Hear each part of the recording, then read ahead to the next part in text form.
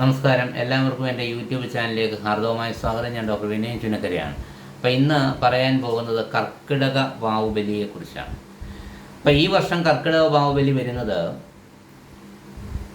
3/8/2024, അതായത് കർക്കിടക മാസം 19-ാം തീയതി ശനിയാഴ്ച പുണർദം നക്ഷത്രം 14 നാഴിക 18 വിനാഴിക, അതായത് ഉച്ചയ്ക്ക് 12 മണി ആകുമ്പോൾ.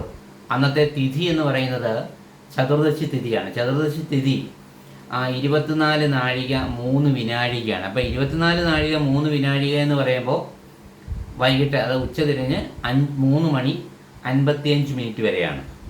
അപ്പോൾ അതിന് ശേഷമാണ് ഈ വാവ് ആരംഭിക്കുന്നത്.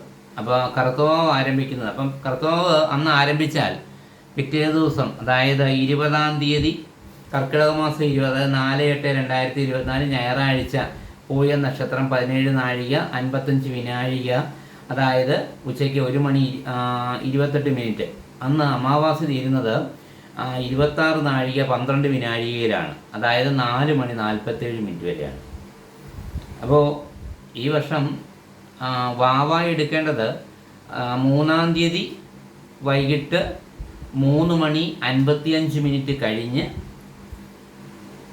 അടുത്ത ദിവസം, അതായത് 4-ാം തീയതി വൈകിട്ട് 4 മണി 47 മിനിറ്റാണ്. അപ്പോൾ കൂടുതലായിട്ടും വരുന്നത് 4-ാം തീയതിയാണ്. അപ്പോൾ 4-ാം തീയതി എന്ന് പറഞ്ഞാൽ 3-ാം തീയതി രാത്രി 4 പുലരുമ്പോൾ.